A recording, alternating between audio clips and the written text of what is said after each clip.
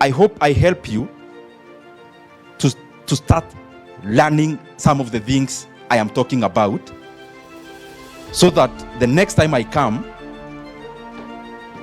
some of you can also take us through some of the new knowledge they have gotten. We all want to make money, investment, because you called me to talk about investments. And investments is about scaling your money. It's about having 100,000.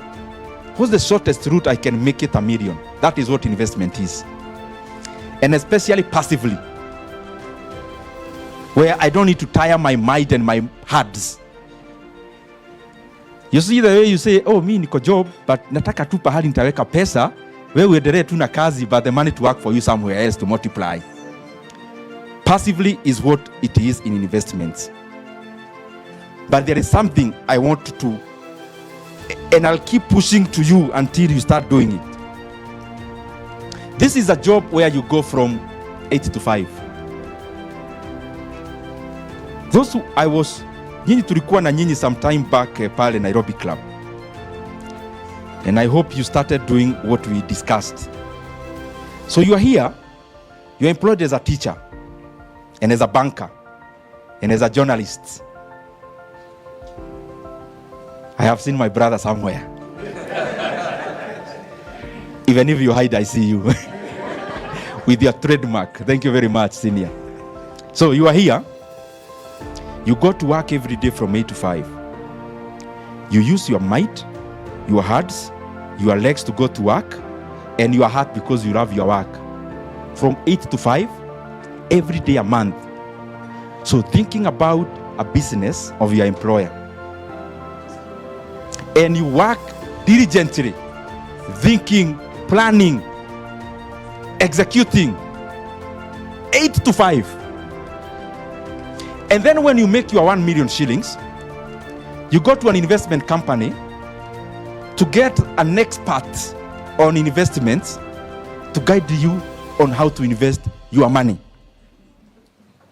So you have all the time to think about somebody else's business, and you have all the time to study and execute that job you work for in that ministry. But since you started working and saving, you have never taken one afternoon to even study about investment of your own money. So what do we end up doing? We go to Chama and we are told, hey, nowadays, this is the hot thing. So you put in your money. Because your only reference point to making decisions is your friends. But your friends were also told by friends. And those other friends were told by other friends. Unfortunately, if you draw a family tree of that decision, maybe pale chini it was ignorant. So we are all here now learned with graduates with masters and degrees. Don't joke with me, I'm an engineer. Don't joke. I have CPA K and I'm BCom. Don't joke. But you are just investing because you went to church during the fellowship. Some guy told you there is this investment thing you need to do, and you jump in. Guys, let's get serious. Take some time to study one when you're investing your money, because I'll highlight a few options that there are. But take your time always, and I do that myself. So I'm not preaching to you what I don't take. And I don't rely on anyone to know where to buy what. Because if you got 1 million shillings, na ulitumia akili na kufanya kazi ukapata 1 million, and you still need somebody to come show you how to invest your 1 million, then sikumwachia akutengeneze hata hiyo milioni moja. So start top line here. How is the global economy like? Kuna mtu hapa akona clue? How is the global economy doing? In any way, just tell me in any way. Global economy. And when you say it's doing well, tell me why you think so. Yes, my brother.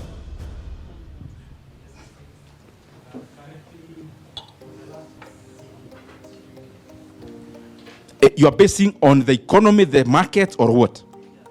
Markets. Very well. Clap for him. He's talking about one thing called commodities. In the last 2 days after the Federal Reserve after Trump named a new Federal Reserve chair, there was a drop in gold and silver and their futures. Somebody else? Yes, my brother?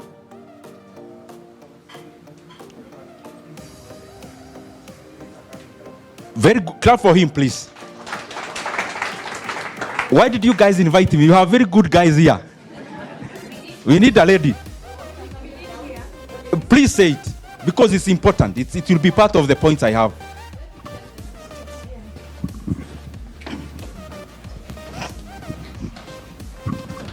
Thank you. My name is Douglas. So globally, the rates control the flow of money. So the rates have been coming down. Very CBR good. has been rating down. The Fed is rating down. So the rates are coming down. Excellent. Please clap for him. I need two ladies to say something about the global economy.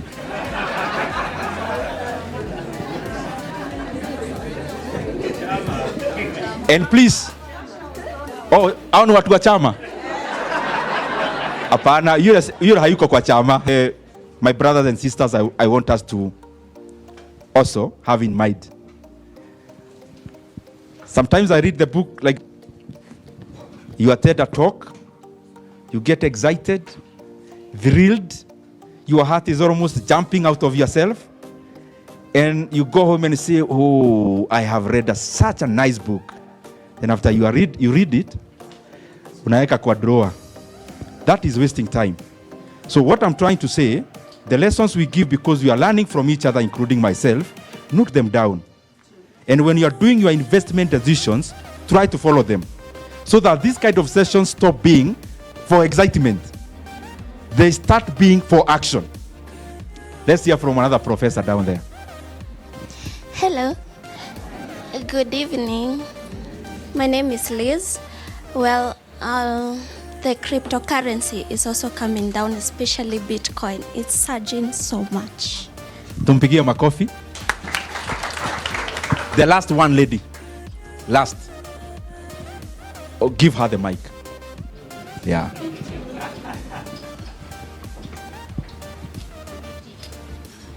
My name is Laima Mwangi. I'm an assistant governor in Rotary. I also studied economics. So oil prices are coming down. There's oversupply because of the Russia story. Clap for him. Clap for her. Forgive me, I'm a man, so I am inclined to favoring my... Si unajuaga wanaume lazima tunateteana. Mko na yeye? Tuko na yeye hapa. Wacha niongee na yeye. Ametoka kidogo. Now the last time you saw him was 2 months ago. So I want to be sequential because, as I say, these are critical you ought to be using for yourself. I will use the same things you've given. Number one, the global economy, the dollar in the last 2 years, the dollar has been losing. And there is a reason I am coming to this point. The dollar has lost in 2025 8 to 10% dollar. Then people are asking me, how can the dollar lose? The dollar is the global currency, acceptable global reserve currency. So all the other currencies, ni kama this thing we used to do in primary, kijana moja anakaa hapa, mwingine pale, sikso. But iyo, yeah. So what happens? The global currency is here, it is dominant. So ina lift hizi zingine because it's stronger. So, but remember, there is also this other side.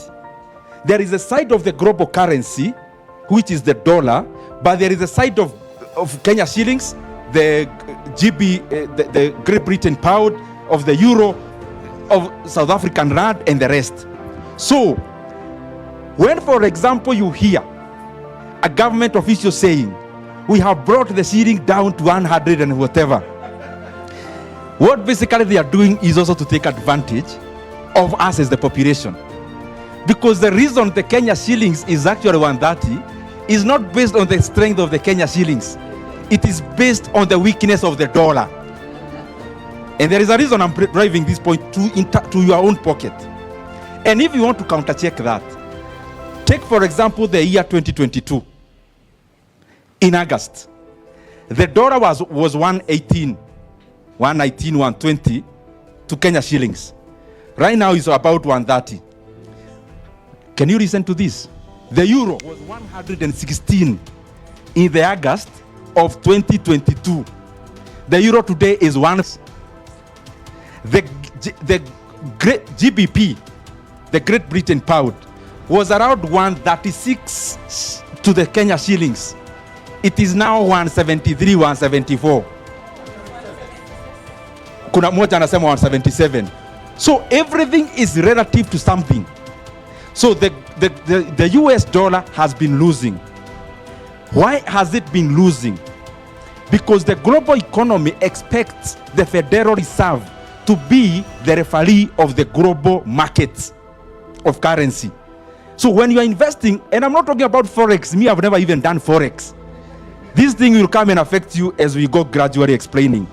So when you watch Trump in the US talking about, I'm going to replace this Fed chair, and he calls him names, what are you telling the markets?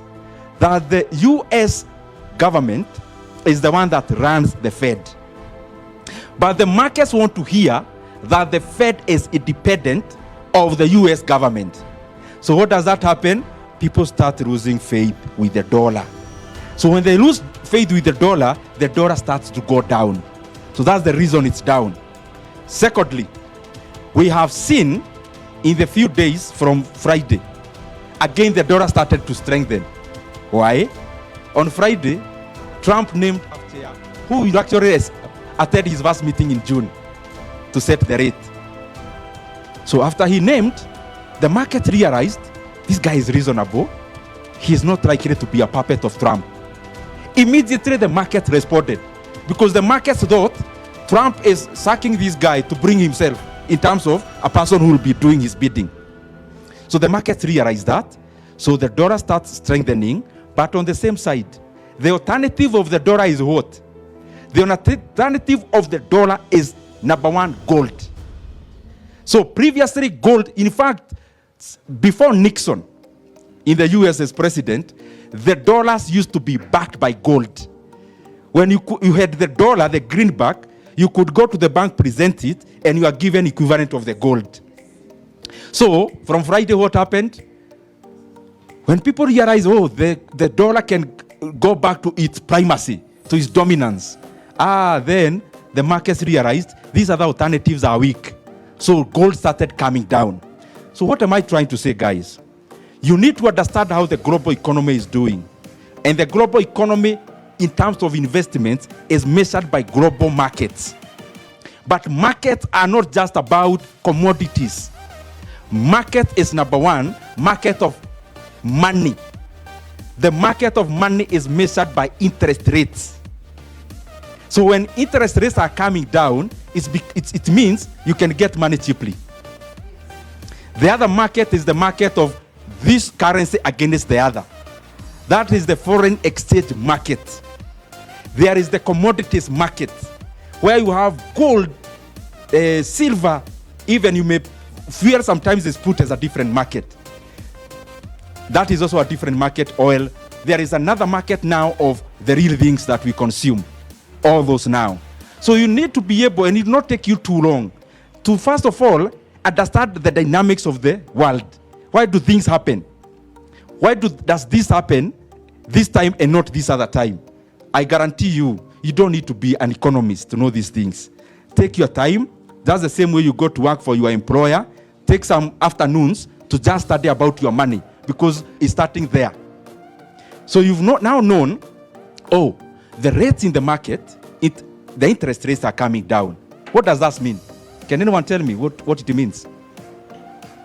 When interest rates are coming down, what does that mean to the global economy and to the markets? Anyone to make an attempt?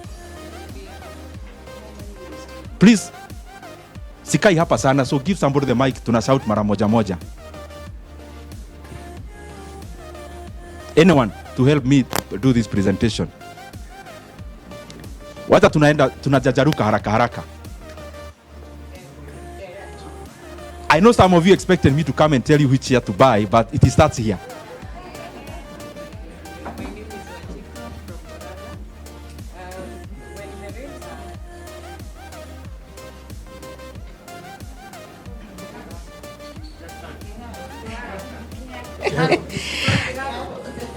My name is Wanjiku from Muranga, Wamunyoro's place.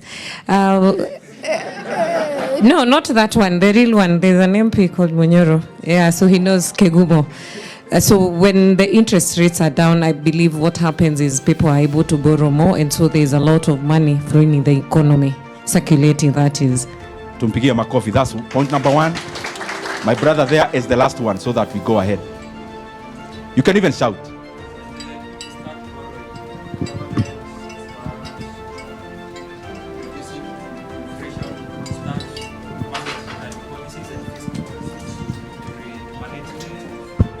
The inflation. Tumpigie makofi. Now you call me here to talk about investments. Now we are almost getting there. The investments are what? What do we call investments? Can somebody tell me where you put your money? One, just out where you are. Votes. Somebody to write for me. Chairman. Jatero nisaidie. Haya. Yes, President Jatero. You should be Jacom. So number one, boards. Number two, yes, MMX. Number three, real estate. Number four, proti. Yani munasema real estate then proti. It's that serious. Because I want us to be practical. Please come help me, my brother. Come here. I want us to be practical. I don't want to be a lecturer. I want us to be practical. And one lady to come here. Because I want us to conclude this together so that you can be doing this for yourself. One lady to volunteer, come. Yes. Yes, even you come. There is enough work for all of us. So, somewhere to write. Even on your phone. So my brother here will represent the boards and T-bills. Somebody else's investments is land and real estate. It is you. Okay, another one. MMF is also fixed income. I need somebody else. Come, my boss there. Very good. So you studying for boards and T-bills. You studying for MMX. Kusiweke shares hapo. There is somewhere I want us to go to with shares. You can where our boards peer fixing money in the bank is part of you. Fixed deposit. Commercial papers. My brother here is MMX. And unit trust, all those things. So he's here. Oyo ndio mtu ya mashamba. Proti na yeye sio proti tu mpaka flats. Are we together? Plots and flats. Anything that generates rent, not land and everything associated. I want her to get something called shares and private equity. So we go sequentially like that. So when rates are going up like in the year 2023, 2024, all of us by instinct and by our own self-interest, everyone went into the boards. When you could buy a board debt and you get 18%. So my guy is there. How long did that last? Around 1 year. So the rate that was 18%, what is the CBR today? CBR is around 9. CBR is the one set by the central bank. So you are there. So would you go for, can you buy a boat today? Why? Interest is low. Mwenye muna float ni nyinyi tunaabia. When you hear people saying no, it is you are addressing. So don't wait for another speech. This is the speech. So interest rates are coming down. So globally, how are the markets of interest rates performing? They are going down. How do you know? This is how you measure. Just check what the Federal Reserve in the US is doing. It gives an indication to all the rest. Look at the central bank that controls the euro area. You also check how their demeanor. Is it contractionary or expansionary? Are they lowering rates or taking them up? Look at China, South Korea. You can be sure once you see them going this way, all the rest are following. Do you know why that happens? Those who are noting, you can note. The reason that happens, when the economies start following each other like sheep, they don't do it because they want. They do it because there are grave ramifications of not doing it. There is something called capital inflow and outflow. So, to give you a scenario, if the Kenyan interest rates here in Kenya, interest rates of a T-bill or a boat is 23%, and in Tanzania, it is 11%, and you are a pragmatic investor, and you are fixing money in the boat or T-bills or boats, would you take your boat where there is 11% or 20-something? That is the reason why you see an economy like Kenya following like sheep, and the economies of all the global south following the Federal Reserve. Because if you go the other direction, there will be capital outflow from your economy to the other economies. That is why when you started up there, you started down here. So once you see the demeanor of the Federal Reserve, you can write somewhere and you can be sure. The Central Bank of Kenya, they are number one more Kenya when they meet to know what to do is the Federal Reserve. For that reason. Because the capital inflow and outflow will also affect our Kenya shillings. When there is outflow, the shilling goes down. Forgive me for being too jargonistic. So we come here. MMX. So what would you do about this investment right now? Given now what you have seen here.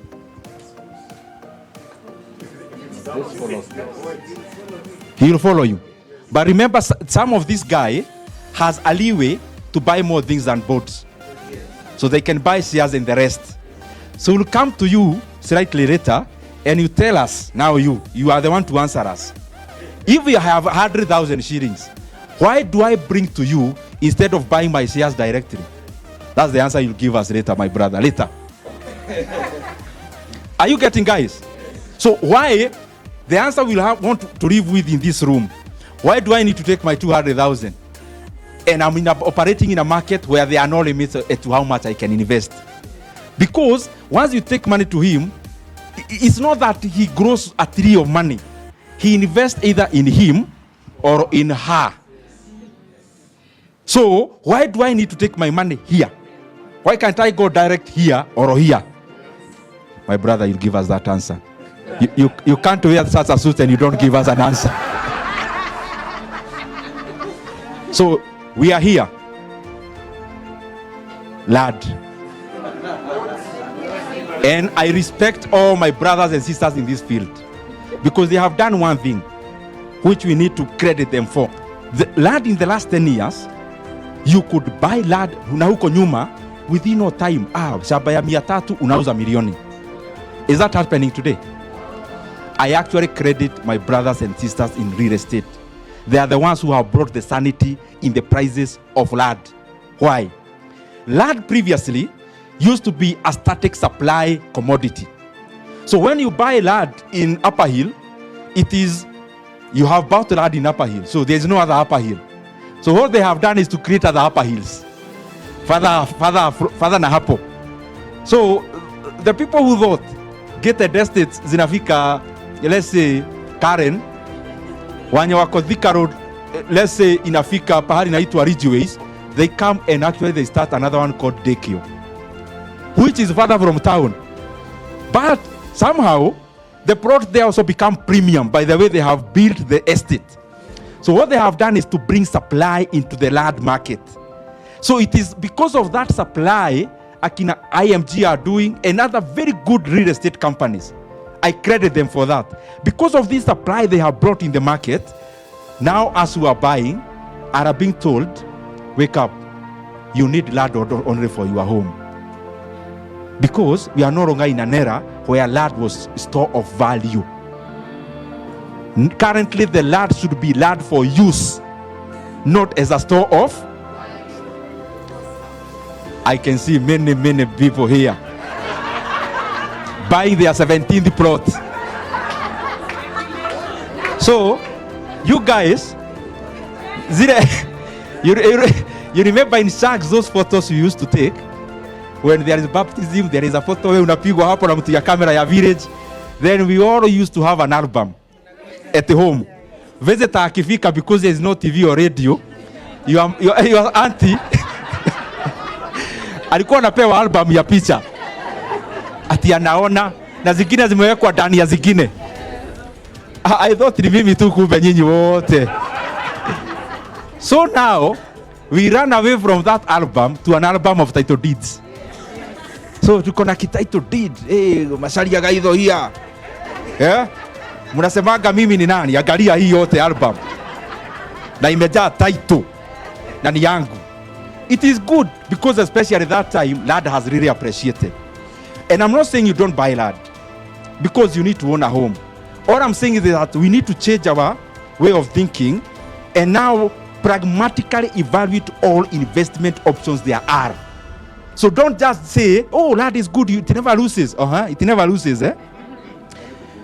And you bought last year. Just sell it. Try to sell. See how it doesn't lose. Okay, then sell. Now we come here. So I may seem biased here because we are talking about global markets. Interest rates have come down. We are eliminated there. When interest rates come down, let's listen to this now. When in Kenya interest rates come down and there was an investor lined up with 2 billion shillings, with 100,000 shillings, with 50,000 shillings, and now they see both are no longer attractive. Okay, as a human being who is self-interested, what do?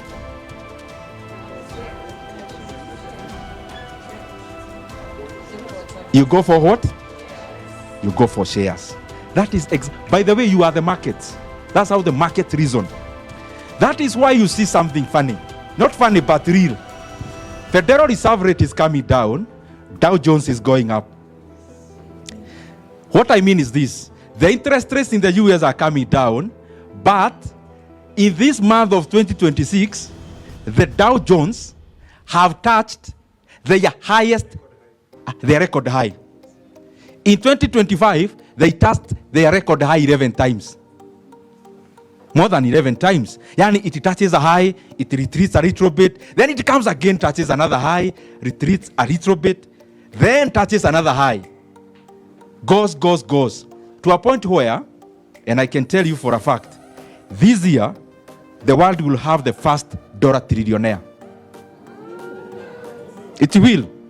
Simple. Elon Musk, by today, after joining XAI and SpaceX, his value as of today, you can Google, is already $850 billion US.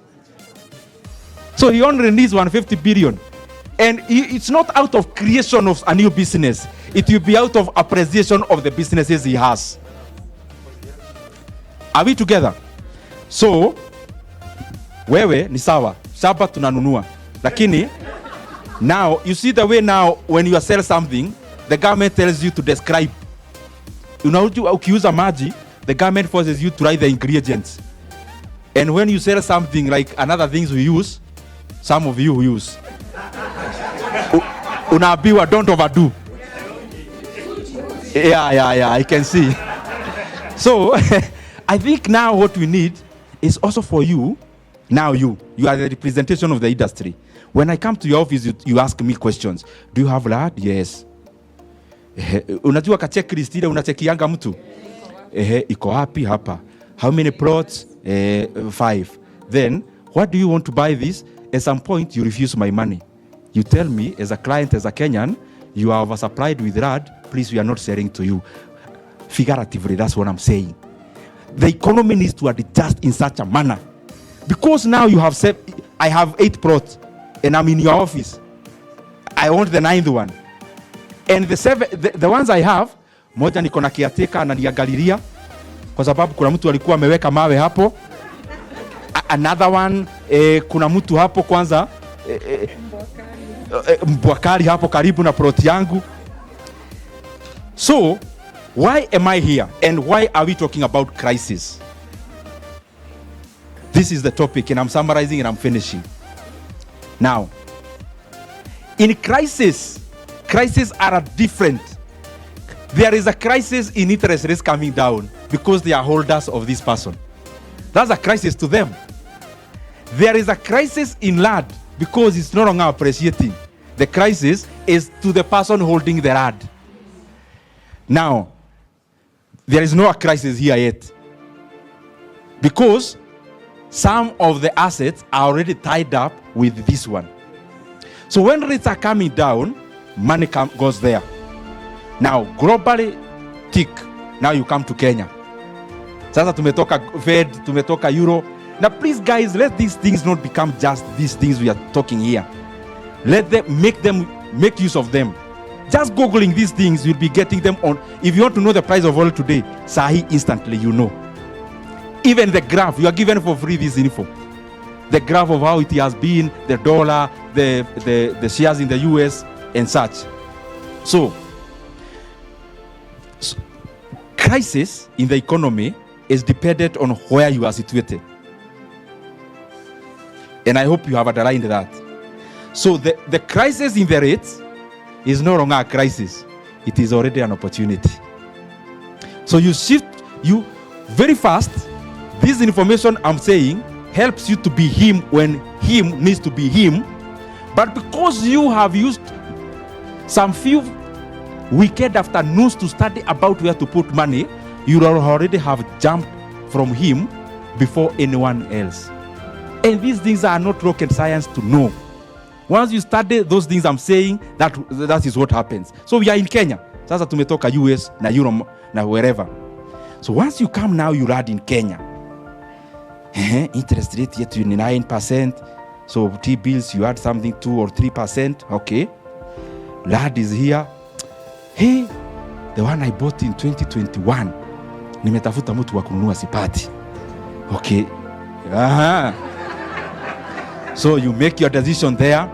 Then somebody tells you, build bana. Nunua, na weka rentals. It is fine. But before you go there, study the global markets to know, are we in an era of building? Or are we in an era of sleeping and earning? You know, you can't go. Let's exhaust all the low-lying fruits. Before you go kulima pahali, kwetu tunasema dhakari. Yani kuna pahali, kuna weed. Weed that is so stubborn, unalima tena na tena. Before you go to the gari area, kwanza unalimaga kwenye hakuna hiyo weed. So pick the low-lying fruits before you go to the hard job. So the low-lying fruits, then you measure, you check. Huyo nimemtoa, he used to be good, bye-bye till another day. But I've not kept him too far. Nimemweka tu around. Huyu namuangalia tu kiasi. Because he is already affected by this, and this may affect. But I'm also asking myself, if I know what I give you, you take to him or him. Why can't I get their phone numbers? I talk to them directly. Now we come here. We're already in Kenya. We've decided, let's buy companies. Do you know why I have bias on companies? Market price. Markets zinaeka price kwa kitu. But value is not done in the market. This hotel, we may sell it. Let's say it is listed in the NSE. So the shares may be because somebody came, realized the parking is not the way they like, realized the tea is not how he likes the tea. So that subjective reasoning goes to the market and affects the share price. But it has not affected the fundamental of this hotel. So the reason why when the markets are down, you can buy them without minding is because do not buy the shares, buy the company. When you start buying the shares, then you'll get it all wrong because you'll move away from being an investor into being a speculator. Because you not be speculating, ikienda juu na 2 shillings, ikienda na hii. Okay, there are people who tell me, hiyo story ya share unatuambia. Me, I bought Safaricom when it was 45. I bought Mumias when it was 50 shillings. I bought Kenya Power when it is 50. Now, that's your problem, as we never bought. I'm not saying me, all of us here. What I'm saying is, I rated these people here.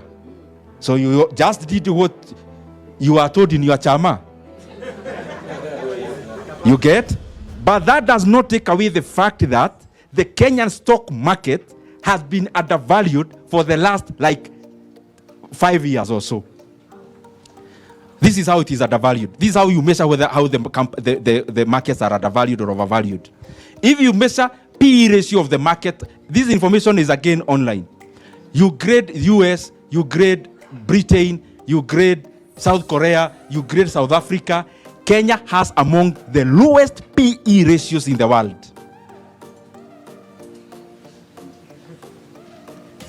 We're asking, what is a PE ratio? PE ratio is, he builds a building. He uses 10 million to build a flat. She. You keep forgiving me because I'm a man. So she builds a flat and spends 10 million including land. Sawa. Higher. The rent is $1 million per year. How long does it take out of rent, net rent, to recover her 10 million? That is what is PE ratio. PE ratio in America, for example, is over 27. That is cumulatively and on average. It is much higher for tech companies. PE ratio in Kenya is around 5. Wow. Now stop even talking about Kenya. Go to sectors. And always when you buy shares, act like you are buying the entire company. That's how you buy value. So that even if the economy collapses, the company is there and is producing things. So even if inflation goes up, you also sell your commodities using that inflation. So it's not affecting you. Because if inflation goes up and you are producing uga, so you just raise the price of uga because of inflation. So buy the value.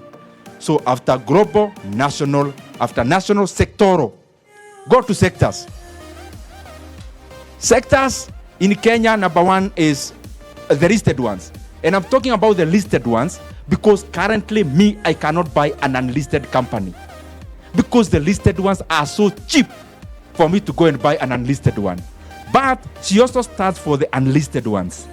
Because once you exhaust the opportunities in the listed companies, then you go to the non-listed ones. Non-listed is the ones that are not yet selling in the market. So, evaluate sectors from agricultural, the listed ones. You go to automobiles, it's only one company called KenGen. Automobiles, nyinyi mlisomea group of school mnasemaga automobiles. Sisi tunasema automobiles. Kakuzi, Sasini, the rest. You go to banking. It is the longest in the list of Kenya. Absa. You come to insurance. Kenya Re, CIC, Sanlam, they are there. You go to investments. They are there, Kina Centum, others which are currently not trading like TransCentury. You go mpaka Safaricom na huko chini telecommunications. So you start the sectors. How are these sectors performing? So that when you put your money, first of all, you are in the right sector. Don't even talk about the right company. Are you in the right sector in the first place? So you check around. How is agriculture doing? Okay, these companies, do they rely on rain-fed or do they rely on irrigation? Unfortunately, no. Most of them are rain-fed. So try to check what is likely to affect the profitability of Kakuzi. Okay, the dollar is stable currently. Okay, so no much risk. Rain. Try to check now. Although it's time you don't invest. I'm saying although in terms of you already done your analysis. Go to KenGen, the only one in its region. Check its PE ratio, check its profitability, its dividend payout. Go to banking. When you want to buy shares in a bank, don't even ask anyone what to buy. Never ask anyone. Just Google. One, what is the core capital of that bank? Just Google. AI will give you core capital. Because of the banks that have operations beyond Kenya and they have subsidiaries, core capital does not capture their capital in their insurance subsidiary, for example. So you go for something called shareholders funds. Just Google. What is? There are not many. Start with number one. Imagine, guys, by tomorrow you'll have known which share to buy, and you'll not ask anyone. And when you tell your stockbroker, don't listen. Tell them it's my company, it's my account. Buy this share. So anza pale juu, fanya shareholders funds. Chukua ya Equity Bank. Upate shareholders funds is like 300 billion shillings. Okay, but what is the valuation of the company? It is 250. So it's trading at a discount. Because shareholders funds is like, tukidisband Equity kila mtu akona loan alipe, NPL wasamehewe, mwenye mweka pesa uwabiwa kujia kesho, what remains? That is what is shareholders funds. Is out of the money you put in and the retained earnings. So you put in that money. Uandike tu pahali. Please guys, don't get tired that ameanza mahesabu ya CPA tena. No, just Google shareholders funds upate DOE. Why am I telling you about shareholders funds? It measures one thing. Once you Google shareholders funds, then go to something called market capitalization. Market capitalization is a very simple formula. The number of shares of the company times the price it is trading at. Yani, it is the valuation of the market based on the share price. That is what is called market cap. So now compare market capitalization and shareholders funds. Shareholders funds is the real value without the bone and the flesh. That is the real worth of this company. Now, when you compare capitalization and shareholders funds, it helps you to know one thing. Is the share trading at a discount or at a premium?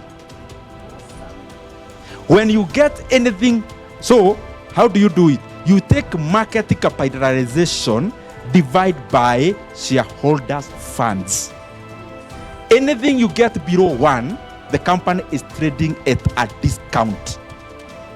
So when you get a company is trading at 0.75%, it's called price to book value. That formula, when you do market capitalization, divide by shareholders funds, what you get there nimesema inaitwa nini? Price to book value. Price of the share to the price of the book. That's what it means. Price of the market vis-a-vis the book value. The book value is the real one. So when you get 0.75 like Equity Bank, when you get over 1, it is trading at a premium. Now, when you hear me talk about our Kenyan market is undervalued, I'll give you just one citation so that you know how undervalued it is. NCBA, in the last 2 months, prior to the rumor of being bought by Standard Bank, NCBA share was trading at below 70. Standard Bank is the one that first wanted to buy. But because of rebranding issues, another bank came in called Netbank. So there was a competition. We want to buy NCBA. So there was some competition on Standard Bank. Standard Bank is the owner of Stanbic Bank. Actually, Stanbic stands for Standard. There are abbreviations. Stanbic is abbreviation of Standard Bank Investment Company. That's what makes Stanbic. Standard Bank is the largest bank in Africa. It's a South African bank. So it wanted to buy NCBA. You get me? So NCBA was, by then the share was trading at a discount because the share price was below 70 shillings. before the first rumor of Standard Bank. These guys came, they bought it at 1.4 to book value. So the share that was trading at a discount, this guy came and bought it at 40% premium. Are we together? So that is the opportunities in the market. Take EABL. EABL share, before there was a trade between Diageo and Asahi, the share price was let me even cite the last week's one. It was 244 shillings. I think yesterday it went up a little bit. Today, 244. Listen to this. They are 65%. They know in the market it's trading at 244. Even today it's trading. So it's not that it's not trading. But the same shares in the site. You know them now, they are sophisticated investors. Sophisticated means when Asahi comes, they know you do not value a company using the market price. So they know that. And also Diageo knows market price is fundamental and sentimental at the same time. So they go in something called off the market transaction. The share that is trading at 244, these guys are trading it at 590 shillings. So I am just trying to buttress the point that the stock market in Kenya is too low. Even when it has been up, it is still too low. There is a bank I'll give you so that mukienda kufanya hizo mahesabu the price to book mutaziona. You'll go to some bank which you may think you'll think you are wrong when you calculate. I want to tell you not be wrong. The shareholders funds of a bank called Diamond Trust Bank, shareholders funds, is 100 billion shillings. But the market capitalization is 35 billion. Shareholders funds is 100 billion. But if you bought all the shares of that company today, you'll pay 35 instead. Doesn't make sense. What does not make sense is the opportunity. Take PE ratio. I've told you in the US PE ratio is 27 blah blah blah. So I'm now answering you the question. Huyu mtu anaweza kuja hapa akose kutuambia kama tunanunua Kenya Pipeline.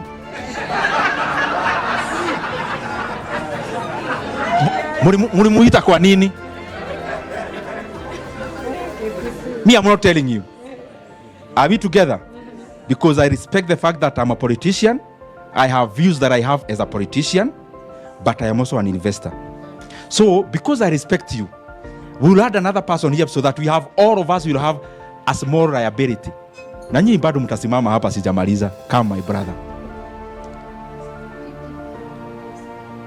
We are now in Kenya Pipeline, eh?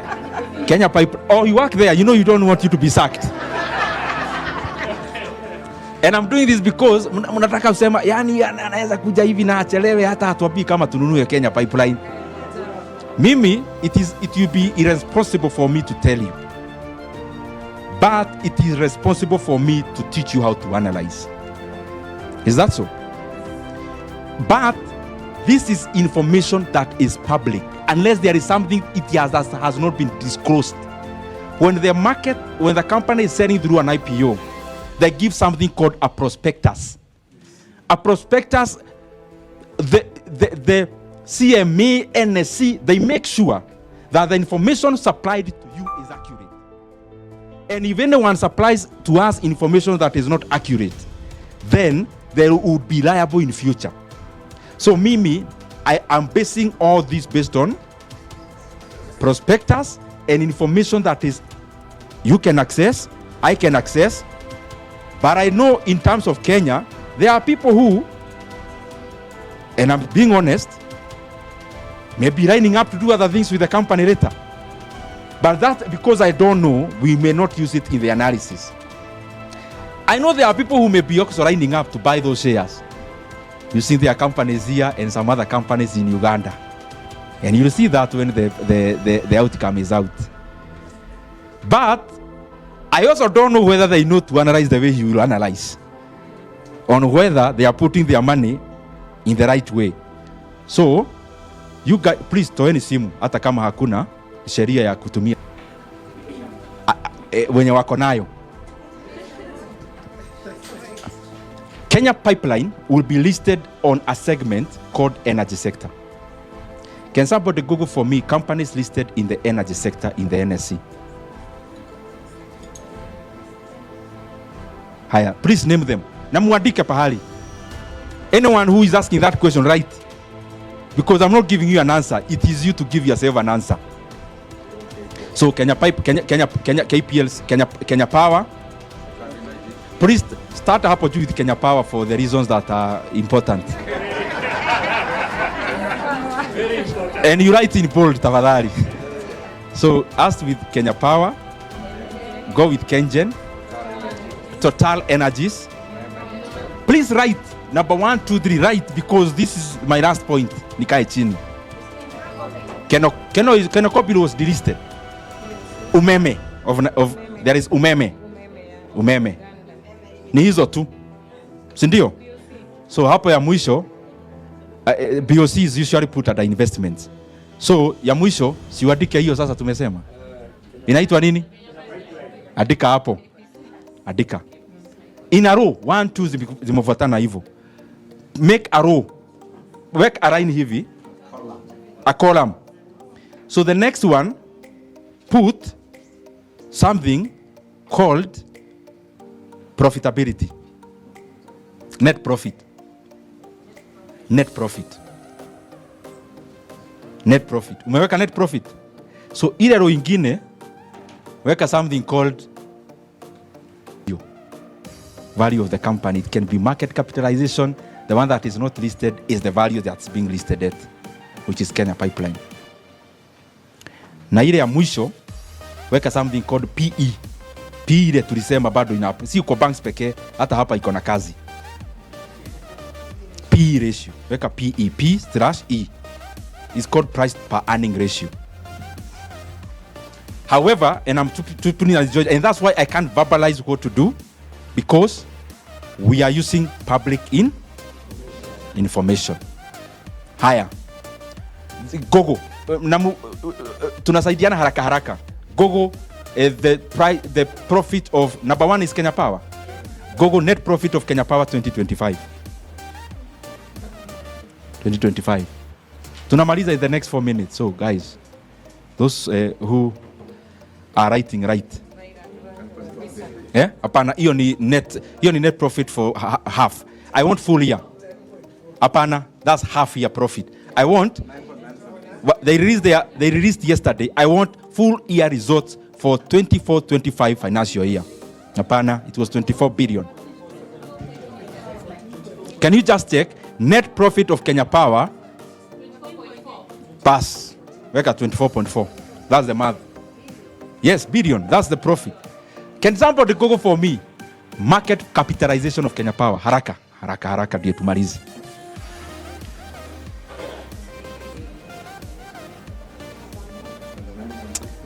Sorry, I've taken so much time for you guys.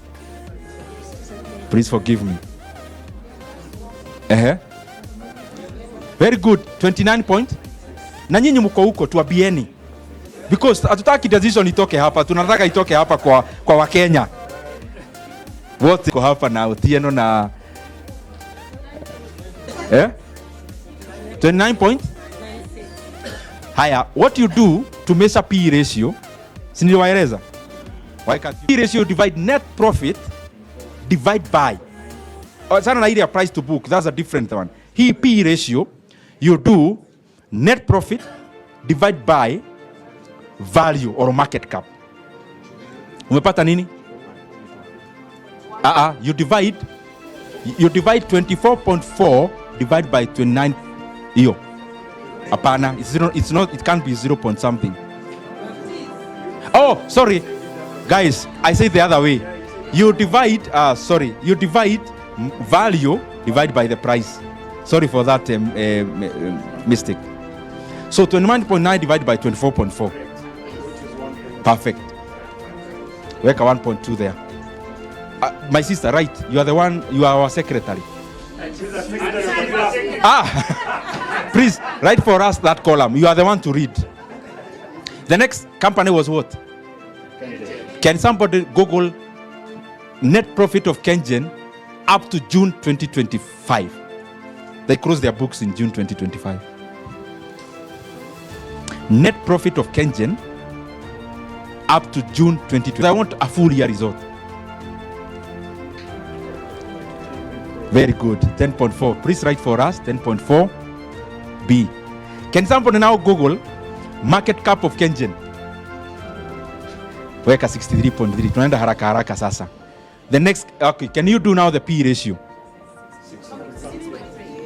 6 point? Weka 6.3.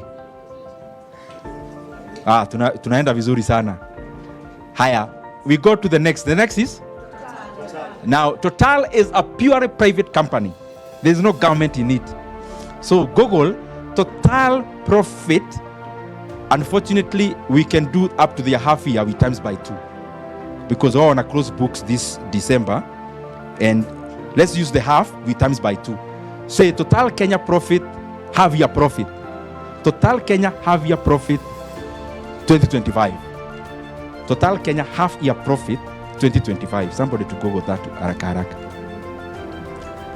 Kanayo hapo itatueleza. Total Kenya 1.1, so times 2. Like that. Simulashika what we have done. Since they made that, we assume they may make the same because there have not been any fundamental changes in the industry. Higher. Then, what is the market cap? Somebody Total Energies Kenya. You know it's global. Put the Kenya one. How much? No. That's not Kenya. Yeah. Kenya. Let me show you. 6 point something. Just Google for me, Harak. I'll show you. Haraka niambieni tafadhali. Yeah? No, it can't. I'll tell you just now.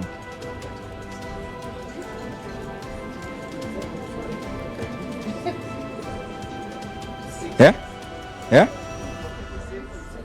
I'll tell you just now.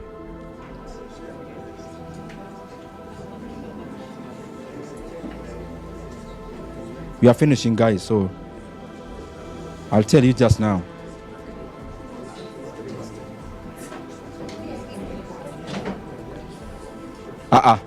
Total Kenya has 175 million shares listed. Total Kenya. All the shares are 175 million. And the share price was 39. So can you times that? That is the real market cap. You can Google, you can reconfirm later. So their market cap is 175 times 39. What do you get there? That is the real one. 6.84 billion shillings. Anyone disputing with their figures?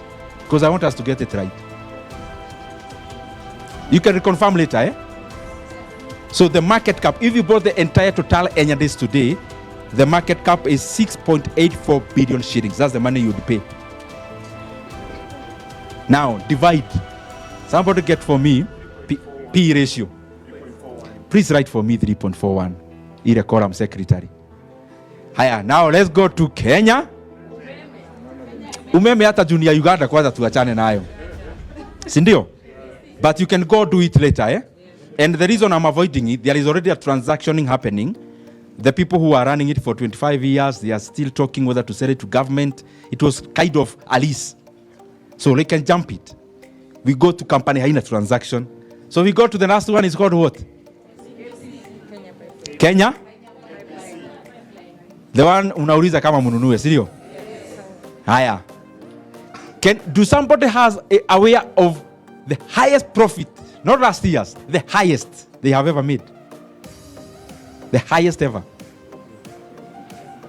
It has been audited by Auditor General previously, but if you find it difficult, I'll give you. That is gross. That is 15 was gross. Bottom line, net. Okay, let me summarize. The highest price they have ever, the highest was 12B. That's the highest. But the one they are using in the prospectus is not even that, it's lower. Because they are using the last year's one. But because we are good citizens, let's use the highest. The highest they have ever made. So somebody Google for me, what is the valuation of Kenya pipeline through listing? Somebody, utaipata tu huko kwa internet. Imekuwa valued pesa ngapi? 163, weka. Yes, somebody to divide 163 divided by 12. I'm not even using the one they are using, the prospectus. I'm using the highest ever. Yes, the one they are using is 7 point something. Hiyo hata nimeweka kado. I'm saying we go to the best case scenario they have ever had. 13? Weka hapo. Weka hapo, my sister. Now come read for us the results. Come. Yes. So let me refresh. What does the P ratio measure? Have you understood what the P measures? The number of years. If you bought that company today, the ones you have listed, how long would it take you, only through the profit, to return all your money? That is what it measures. So PE is measuring period, and the period is in years. So you bought a plot for 10 million. You'll be so lucky that you can return your money in 2 years, is it? Yeah. And you'll be so unlucky if you return your money through rent in the next 18 years. You get me? Yeah. So that's what it measures. Are you getting, guys? Yes. If you bought a cow today for 100,000, through the net sales of the milk, how long will it take you to recover the money you bought the cow using the proceeds from the milk in net terms? Ushalipa mfanyikazi na finance cost na chakula na dawa, na wewe umejilipa kidogo kama director. So read for us. Unasoma kampuni na unaenda PE ratio, which is the number of years, then you'll have answered their question, not me. Mushikia Mike.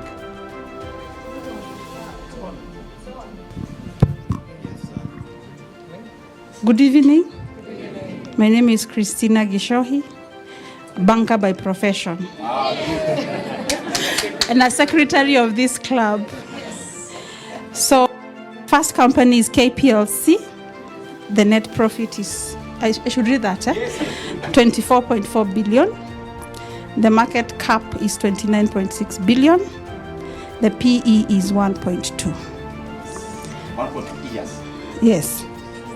Years, 1.2 years. So KenGen, 10.48 billion is the net profit. Market cap is 63.3 billion. It will take you 6.3 years. Total Kenya, net profit is 2.2 billion. The market cap is 6.48 billion. It will take you 3 years and 41 months. Is it? 3.41. 3.41 years. Yeah, 3.4 years. KPC, net profit is 12 billion. Not read abbreviations, read the full. Kenya Pipeline Corporation. Oh, sorry, Kenya Pipeline Company. Net profit is 12 billion. Highest ever made. Market cap is 163. Then the PE is 13.5. Yes. So how you use that information is up to you. You may be seated.